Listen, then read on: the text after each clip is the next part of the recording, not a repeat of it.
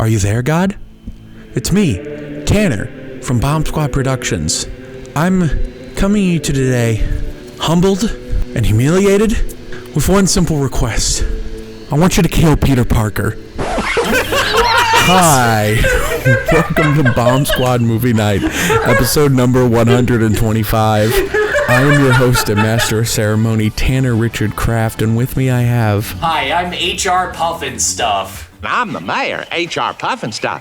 Hi, I'm here today to pitch my sequel for this movie / spin-off called Are You There, God? It's Me, Megan, where Megan goes and fights God. Jason Blum, call me after the writer's strike. I will write this for you. It's like you're saying that science killed God. This is the part where you run. Actually, I just got a call from Jason Blum, and he told you to please stop calling him. And if you couldn't tell by all the God talk we're talking about, today we're here to talk about the 2010 movie Angel. No, what's that stupid Angels on Earth Fighting God's War movie? Legion? Yeah, we're talking about Legion. No, I'm sorry.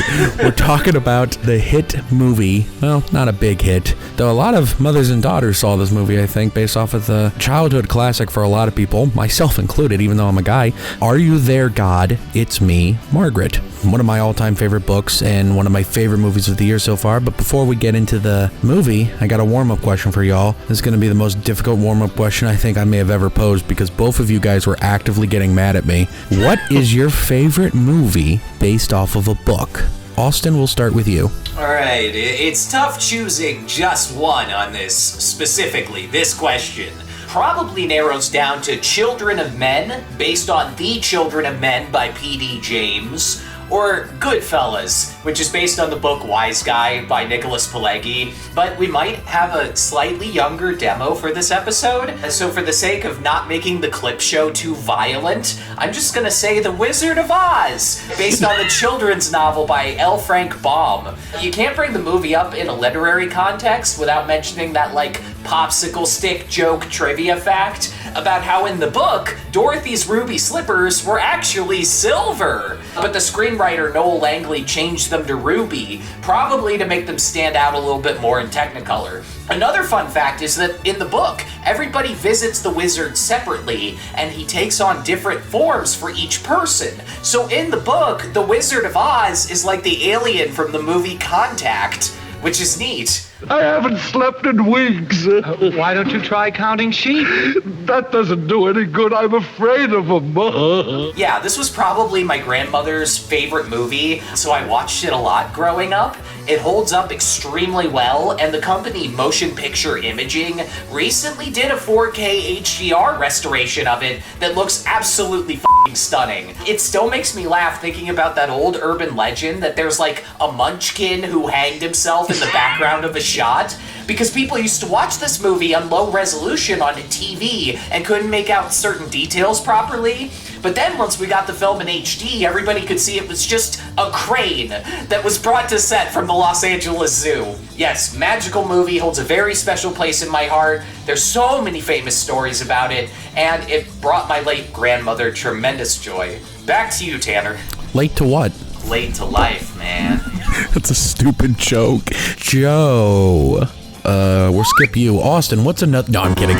Joe, what is your favorite movie based off of a book? I hate you. Okay, I hate you for, moving on. No, you gotta understand. I hate you because you sprung this up on me day of one of these questions. So anyway, there's a couple of options that I could go with because I realize a lot of classic movies are based off of books. Say, for instance, Jurassic Park, Forrest Gump, Shawshank Redemption. As Austin mentioned earlier, Goodfellas, The Social Network, based off real life, but also based off of a book. And I could honestly go on and on about all of those great movies, but I was like, okay, let's look into my all-time favorite movies, period list, and let's just pull from there. If there's anything that's based on a book, I'm picking it. And unfortunately, I've only got two. Two? The first one, the one that got me into movies, Spike Jonze's adaptation of Where the Wild Things Are, where it took a really good children's book and just expanded upon it and made it like something deeper than it actually was. That movie tackles like a lot of really heavy themes for a kid's movie, and I'm not surprised that kids just don't gravitate towards that movie at all. I'm also not surprised that parents fucking hate that movie because they're watching that whole movie from the perspective of a parent and not as the perspective of the child. A notable example, my parents watched that movie and they just hated it because they watched it as the perspective of parents. Don't say that! No! Stop it! Carol! What? That was my favorite arm! My other pick, I reference this movie all the time. It's one of my all-time favorite movies. I quote it in my everyday life. It's Willy Wonka and the Chocolate Factory, baby. Come on. Yeah! Now, on the one hand, the Tim Burton one is more faithful to the book, but that noise. That one's not as good. That one doesn't have Gene Wilder and like his dry sense of humor that's constantly funny, never ceases to make me laugh. Please, I beg you, Augustine! Good boy! My chocolates! Don't just stand there, do something! Help. Police. Murder. That movie also doesn't have incredible framework in its cinematography. Notable example, the antlers behind the guy's head at the Augustus Gloop interview. I could go on and on about it. I want to talk about that movie more in depth one day, but I really fucking love Willy Wonka and the Chocolate Factory. What's that for? Gives it a little kick. So those are my picks, Willy Wonka and Where the Wild Things Are. Back to you, Tanner. Hell yeah. What if Guy Pearce played Willy Wonka? I hate you. One of the greatest questions of our time. Where'd that come from? Well, a little inside baseball here. I'm still trying to figure out my answer to this question. And I Googled The Time Machine, you know, H.G. Wells' The Time Machine, to see if there was a good movie adaptation of it. And the first thing that came up was some 28% on Rotten Tomatoes one starring Guy Pearce. So it's just like, man, what if Guy Pearce played Willy Wonka? We are getting a Wonka actor from a science fiction novel, though, Timothée Chalamet with Dune. Regardless, half of all of the great movies ever made are based off of books. If I was just going to pick the highest movie on my personal favorites list to say based off of a book, I would have to say Forrest Gump. There we go. But I don't want to say Forrest Gump. Damn it. Because the book f***ing sucks. I've tried reading the book. It's like unreadably bad. The movie is completely different from the book. The only good thing about being wounded in the buttocks is the ice cream. Or I could say one of the most famous and greatest Netflix movies of all time, To All the Boys I've Loved Before, that is also based off of a book. Not a bad movie. Yeah, actually, out of all the like Netflix teeny bopper shit that came out in 2018, that was like the best one, I'm pretty sure.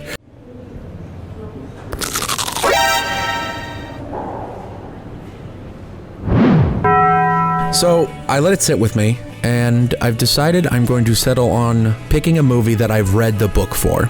The '𝐀𝐫𝐞 Redemption, which is based off of a Stephen King short story. The *𝐀𝐫𝐞 Redemption is like the classic your dad's favorite movie. It did bomb at the box office, but did bonkers on home video. It's crazy how that's not allowed to happen anymore. Instead, it gets removed 2 months after coming out on Disney Plus as a tax write-off. I hate the modern industry. What can I say about the *𝐀𝐫𝐞 Redemption that hasn't already been said by 30 people smarter than me? Count of Monte Cristo. That's Cristo, you dumb by Alexandre Dumas. It's filled with wonderful performance. It's a remarkably well-written script, but more than anything, it's such an, I find to be like, that final shot of him in the rain. It's one of the most iconic shots in movie history. Like, whenever you see like a greatest movies of all time montage, you're gonna see that shot. Honorable mention goes to It, but they can never make a good movie version of It because they can't adapt that scene. Anyone who's read that book knows what I'm talking about. You know what these are? They're gazebos! They're bullshit!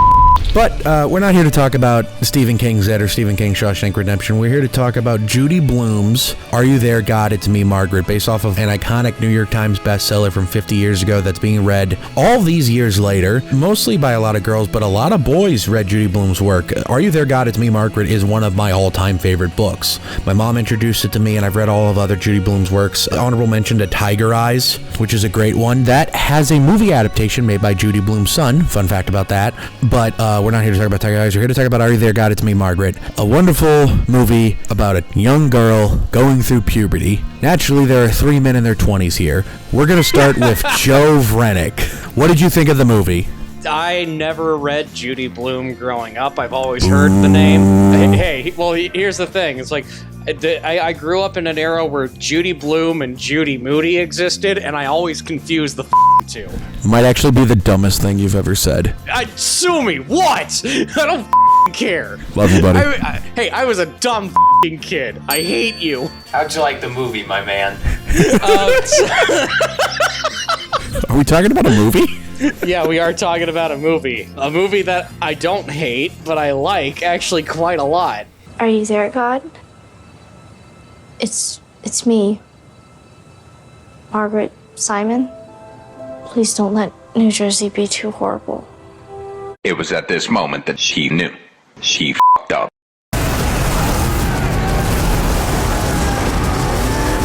I like coming-of-age movies, so I think that certainly helps in its favor. So one of the things that I honestly like about this movie is the way that it tackles religion. Because when you hear a title like, Are You There, God? It's me, Margaret, and you're an atheist like myself, you kind of just roll your eyes and just go like, oh God, what the kind of a movie is this gonna be? And then you actually sit down and you watch the movie and you're like, oh, this is actually a really mature take on discovering religion as a preteen. Maybe I could go to the temple with you sometime?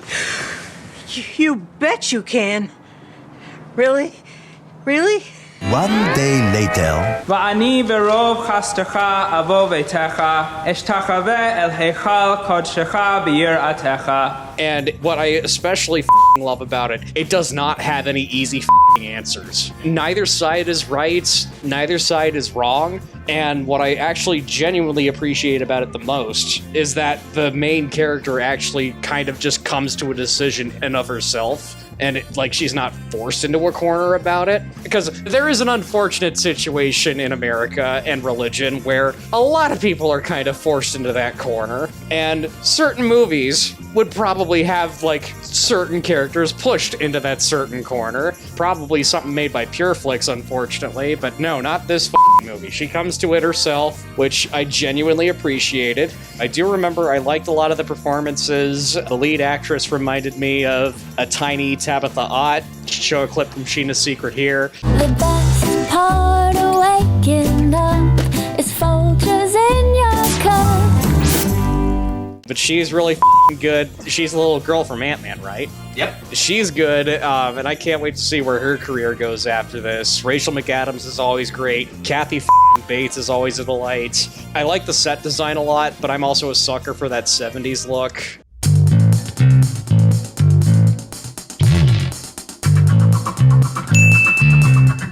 And I'm just kind of rambling, and I'm also really tired. I'm gonna pass it off to someone else. Go to Tanner. Go to Tanner. You know, it's funny you bring up the set design because I think my favorite, silly little comedic subplot of the movie is the fact that Rachel McAdams' character can't figure out what the she wants her house to look like. So, in every other scene, it looks completely different. I kind of really love that. Austin, as the person here who I think has seen it the most recently out of the three of us, because I saw it the same time Joe did when we both saw it in theaters opening weekend, what did you think of Are You There, God? It's Me, Margaret? I gotta mention that I spent last week just neck deep in Ari Aster films, specifically Beau is Afraid. That intro montage in this film set to Birds of a Feather, where those young girls at summer camp were doing 1970s child shenanigans, was the strongest tonal whiplash I have felt in a long time. But to get into it properly, this is a pretty spectacular object. Famous author Judy Blume, whose books have sold 90 million copies in 39 languages, has been no stranger to letting people adapt her stuff for film and TV, but Are You There, God? It's Me, Margaret was off limits for almost 50 years. But in comes Kelly Fremon Craig, right? Fresh off of the just spectacular 2016 film Edge of 17 with Haley Steinfeld. She emails Judy, they have lunch, James L. Brooks gets involved, and boom, the gears are in motion, right? Please, God, let it be a lady. Hey. Let's just put him back. No, come on. In preparation for this, I watched Margaret first, loved it to bits, then watched Edge of 17 and was super impressed. I'm almost inclined to say that Kelly Fremon Craig was overqualified to make this film because of how effectively Edge of 17 tackled its depiction of like a high schooler dealing with the perils of our significantly more complex modern society. But when you're adapting a novel this damn famous, it's good to be overqualified. This is one of those stories where I think the more accessible it is, the better. While religion is a heavier topic that this film only grapples with as much as it really has to, I think its approach to the way that kids put puberty on a pedestal is thorough enough to help younger viewers who might be having a tough time right now. It's a classic mistake lots of people make. Young people who want to be popular and succeed in romance often fixate on puberty and get really stressed out about it. This movie portrays the process of going through that stage in life in a way that I think is gentle but informative and will help people that age feel like represented but not overly simplified, you know? Thank God for the PG-13 rating. We must! We must! We must increase our bus! We must! We must! We must increase our bus! Huge, giant props, just as Joe was saying, to the production designer, Steve Sacklid, who has been working on great movies since like 1999. For instance, some of his greatest hits: the 2011 Muppets movie, Juno, Barb and Star Go to Vista Del Mar, right? Okay, I love all these. Many of the interiors in this film felt so authentic to the period. I laughed out loud when I saw Nancy's room and her stupid frilly bed, or the inescapable like wood paneling at Norman Fisher's house when they're all at the party. Most things felt very period accurate. This is a weird me take. I didn't think Rachel McAdams felt period accurate. Not that her performance wasn't delightful. I nearly cried the first time that her parents were discussed, but her face just looks like it's from a more modern era. She looks like she knows what an iPhone is. Yeah. Anyhow, wrapping up, it's a harmless little movie that captures the vibe of being a kid in really spectacular fashion. Well, you're lucky we saved your seat, or else you'd be sitting next to Norman Fisher. And I briefly took a bit of smug satisfaction in the scene where Margaret is like finishing up her paper and wrote that there actually was no God. Like, she reached the right conclusion. Good for her. Even though that's not her final stance on the deity by the time the movie wrapped up, it was momentarily quite based. Yes, it's a sweet, harmless coming-of-age film that I enjoyed quite a bit. Back to you, Tanner. Yeah, that paper she writes where she's like, there is no God. I just have to imagine like that teacher reading it and getting to that last line and be like, I f***ed up telling the students they could do whatever they wanted.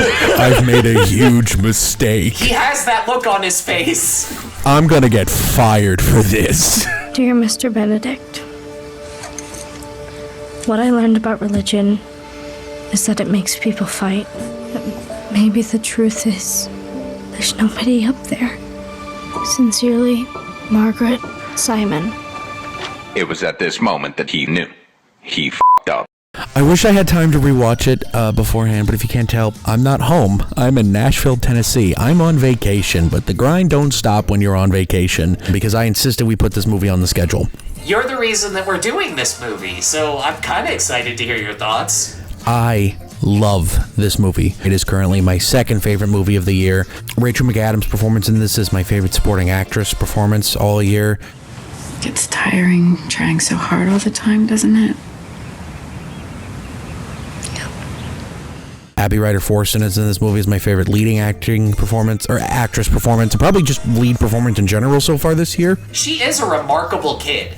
Yeah, child acting performances is hard, and I think it's especially hard to be able to handle that balance of being like funny and also handle like the real life giddiness and also kind of horror that surrounds puberty. I want to get a bra. Oh, you think you need one? Fatality. One day later.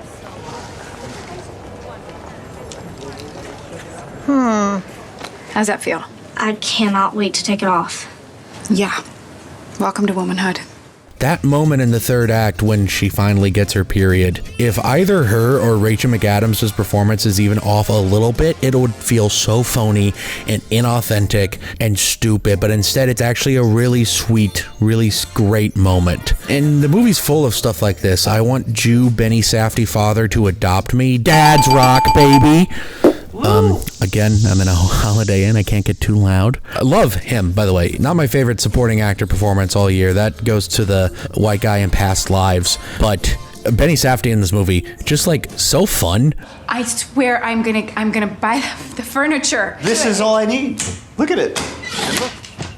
Like that moment he gets so exasperated when he's like, you called your parents? Why'd you? Your parents? I thought we talked. Just like this. He's frustrated, but also he's just like. He handles it very well. Yeah, and he's like resigned to the fact that like, well, there's nothing we can do about this. So you sent them a card? They think you're going to hell because you married a Jew. They're my parents. Only ones I got. They are your parents. Ooh.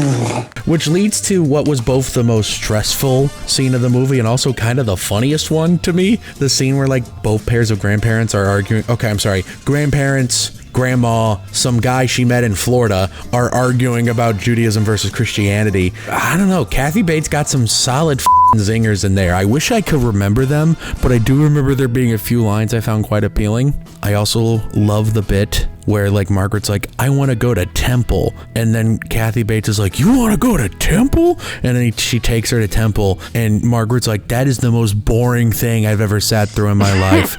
And in my experience, unless you're going to like a southern predominantly black neighborhood church, most religious organization stuff is kind of boring. Well, thank God she went to a black church and got to experience what proper church is like. I was gonna say, that's one of the better scenes of the movie. One of the better bits, honestly. Yeah, it's a good bit.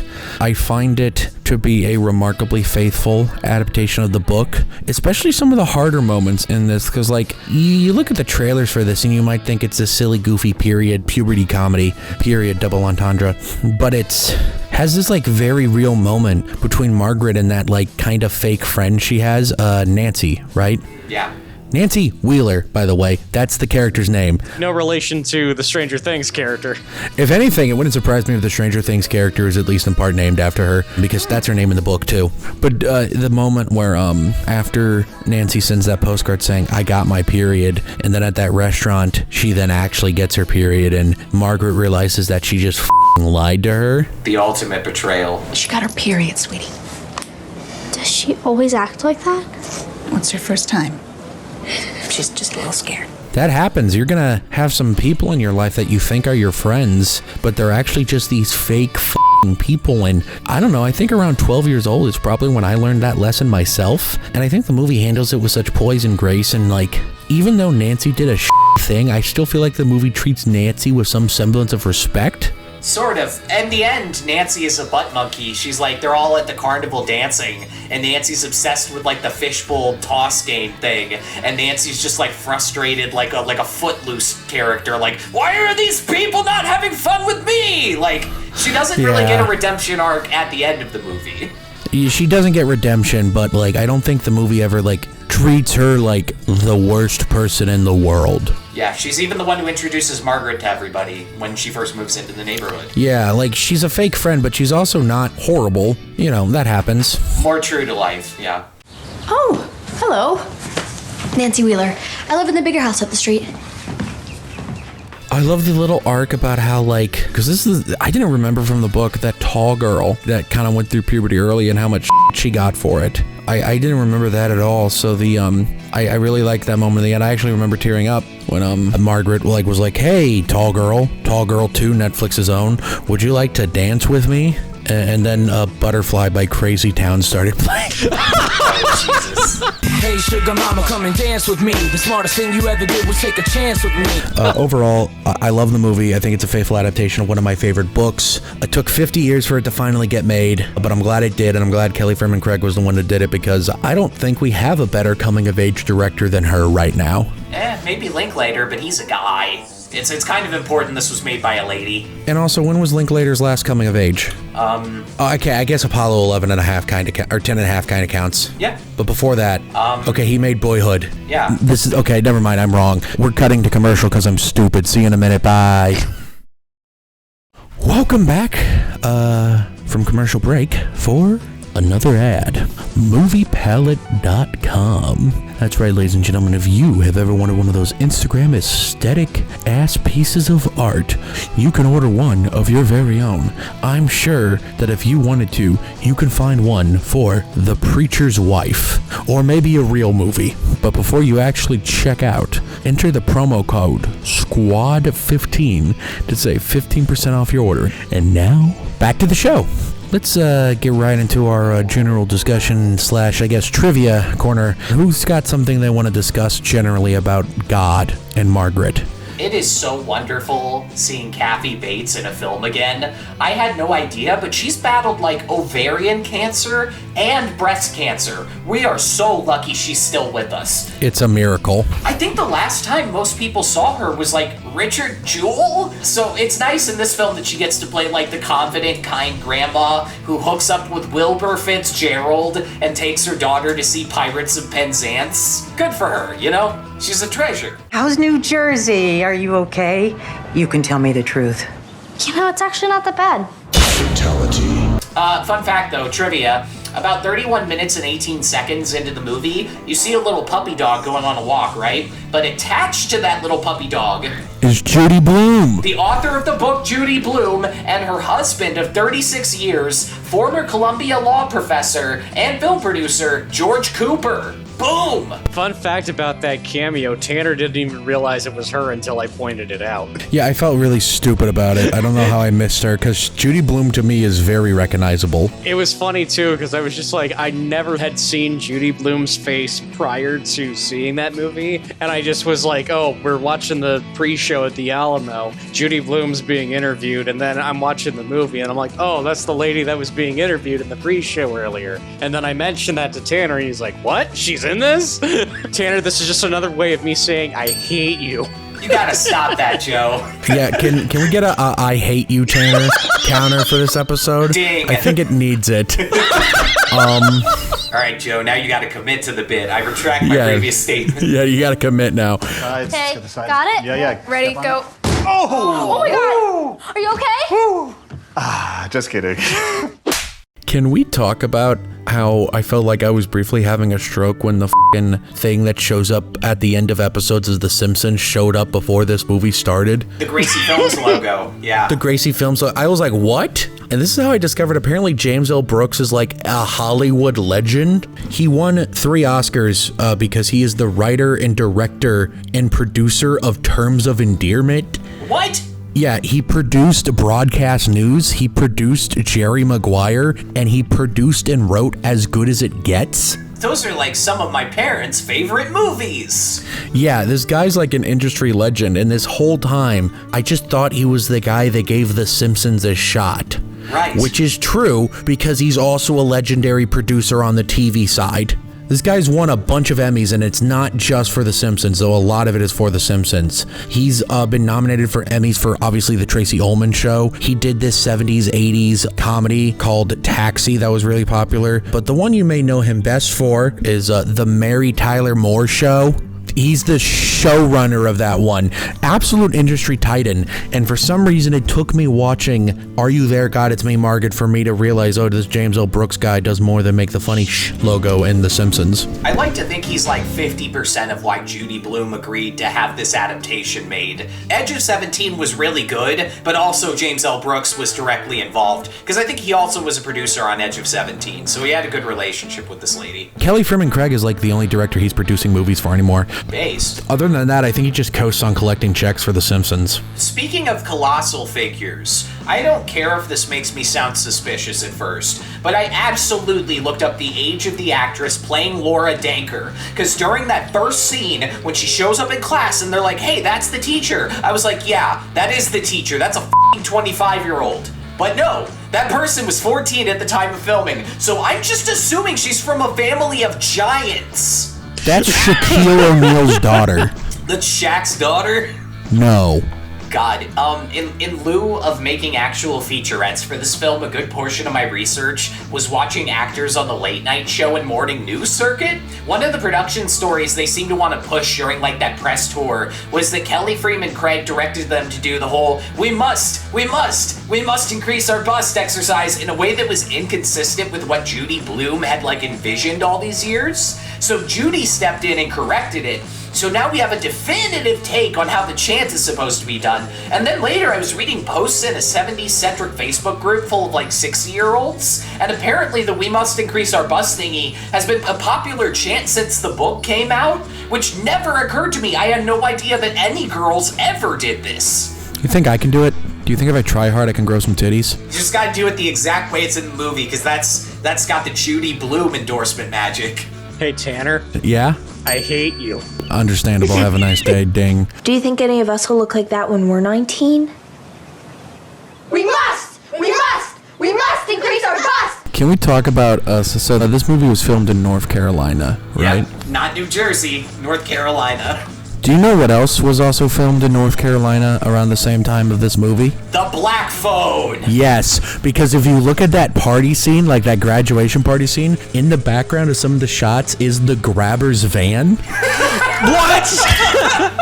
Which makes me want to imagine, like, if they exist in the same universe, and while, like, Margaret's trying to figure out this whole period stuff off screen, the most traumatic thing possible is happening to several children. Like, I want to see, like the grabber tried to grab Nancy Wheeler, but, like, failed or something. You know, it's funny because two of the characters in both films try to have a relationship with God/Jesus. Like, Margaret's trying to find God, and then the little sister in that movie is having, like, conversations with God, trying to find her brother, to a point where she says the best line in the movie, which is, Jesus, what the I love that so much. I feel like Margaret could have said that in this one and it would have worked. I would have loved if this film used its F-bomb, because it is PG-13. Are you there, God? What the There was a big controversy when this one was rated PG-13. Not because of the content. If anything, it was controversial because it's like, this movie's about a 12-year-old girl. I'm Mrs. Webster, and I am here to speak to you today about your changing bodies. It's that kind of unfortunate dichotomy of these are real mature subject matters that 11, 12, and 13-year-old girls are dealing with. And because of the more puritanical culture we live in, you bring up having a Now, it's actually probably all the breast references more than anything. That's probably what pushed it. But it wouldn't surprise me if just discussing the period got a PG-13. Are You There, God? It's Me, Margaret has never been out of print since its publication. And it is also one of the most challenged and banned books of all time. Which is insane to say because you guys watch this movie. This is like a pretty clean, wholesome movie. And I tell you, this book is being banned more than Tom Sawyer. I saw a Slate write-up talking about how suspicious that it never showed blood. It was so suspicious that this movie never showed period blood. Because we're in this sort of women's reproductive rights culture. You know, where like on period commercials, it has to be the mysterious blue liquid instead of, red liquid that everyone has to deal with. Like in violent movies, you see blood all the time, but in this movie about periods, you don't see a single drop of blood. And that is disappointing. It wouldn't surprise me if that's maybe a byproduct of them trying to go for PG. Well, we saw how that went. Honestly, I can't even really think of that many objectionable things that make this thing a PG-13. It shouldn't be PG-13. It has to be how much it talks about breasts. That is the only thing I can actually logically latch onto. And that is fair, but like everything else though, I can't wrap my brain around it. It hurts. I want to do a mad shout out to Tony at Clark's Drug Company store. When he dragged out the whole interaction of Margaret and Janie trying to buy pads, I was just like, hell yeah, fatality, got their asses. They put the pads on the little checkout conveyor belt thing, and the guy pushes the button and it's the slowest conveyor belt in the world. And eventually Margaret just slams some Tic Tacs down after 20 seconds of this bullshit. I love that. Yeah, it's funny you bring up that checkout clerk, Austin, because that character's name, the name tag is Tony. Tony. And this might be a coincidence, but Judy Blume's next book after Are You There, God? It's Me, Margaret, was a book called Then Again, Maybe I Won't, which was essentially the same book as Are You There, God? It's Me, Margaret, except instead of a girl, it was a boy. I oddly enough related to it less as a child than Margaret. I still related to it. There was a lot of stuff going on there, but I never had a wet dream as a kid, and I'm also still partially convinced that everyone that talked about that in puberty was like making it up. Same. Like everyone's like, you're gonna in your sleep, and I was like, that never happened to me. I've never witnessed it happening for real either. I'm convinced it was like a psyop. It's like the you're gonna eat spiders when you yawn. Look. Well, so the funny thing about that, the whole, like, on average, the average of human beings swallows 7 spiders a year. The whole thing with that is that there's this f***er named Jeff in Connecticut that's swallowing 50 of those guys every day. That's skewing the number. Classic. F***ing Jeff. I got it. Got what? My period? Circling back to Nancy Wheeler real quick, a fun fact, the actress that plays Nancy Wheeler in this movie is the actress that plays Jim Hopper's daughter in the Stranger Things flashbacks. The same actress, by the way, so that's just kind of interesting. Lots of Stranger Things connections on this app. Did they show Margaret celebrating Hanukkah in this? They did not, no. Anti-Semitic propaganda, to be honest. This movie is literally Nazi shit. All right, movie good, everyone? Do we agree? Movie good. Movie very good. It's one of my favorites of the year. Let's get into our final thoughts on Are You There, God? It's Me, Margaret, starting with Austin. It's simple, it's heartwarming, and sometimes that's all you need in a film. Thank you, Austin. Joe, how about you? You know, Tanner couldn't yell it, but you know what? Rachel McAdams is a mom in this movie, and she's a really f***ing good mom, so we're gonna get it. Moms rock, baby! Hell Movie yeah. very good. Go see it. Movie's great. I wish it did better in theaters, though it did not awful considering how this type of movie is usually performing right now, and because of the fact that there's like a 50% chance that everyone that saw a movie that started with Are You There, God? Just thought it was pure flicks garbage. Oh, yeah. Instead of a movie that has this wonderful climax that revolves around a young girl getting her first period. But do you know who else has recently gotten their first period? I hate you. The person watching / listening to this episode of Bomb Squad Movie Night. If you are listening on any of the audio platforms we're on, thank you oh so very much for listening. We really appreciate it. How about you go and then mosey on down and leave a review? It helps boost us in the algorithm or something. I'm not a doctor. Alright, I'm not a Jew, I'm not a Christian, what do I know? If you are watching this on Spotify video, we hope you enjoyed this uncensored version of Bomb Squad Movie Night, where Austin, I'm sure, has filled every frames with various amounts of period blood. How about you mosey on down over to our Patreon, where we are genuinely trying to launch real incentives soon. We all work full-time jobs, it can be hard sometimes. If you're watching this on YouTube, thank you oh so very much for watching. How about you mosey on down to the comment section below and let me know, what do you think of Are You There, God? It's Me, Margaret, the movie? What do you think of the book? What's your favorite movie based off of a book? What's your favorite book based off of a movie? What's your favorite movie based off of a video game? What's your favorite video game based off of a movie? And what's your favorite video game based off of a movie, based off of a book, based off of a TV show, based off of a concept some guy had in 1947? Comment below and let me know. And while you're down there, hit the like button so we know how much you like us. Hit the subscribe button so we know how much you love us. And hit the bell icon so you can know exactly when we upload new videos. Tune in next week when we're talking about one of the biggest movies we've ever done yet, hosted by our own Joe Vrenick here. What are we talking about? Yes, we're talking about one of the highest grossing movies of all time, one of the greatest movies of all time, one of the greatest comic book movies of all time, arguably the best Batman movie of all time, the movie that f***ing killed the X-Files for a while. It's The Dark Knight, baby. We're talking about that. I'm scared to f***ing host it, but it's gonna be fun. Anyway, tune in next week. I'm sure we're gonna have a great time. Bye. I hate you. I am not a crook. I hate you. See, this is how Batman gave all of Gotham periods. Yeah. Welcome to womanhood. Just slid my ticket across the table and I said, sorry guys, I gotta see about a girl.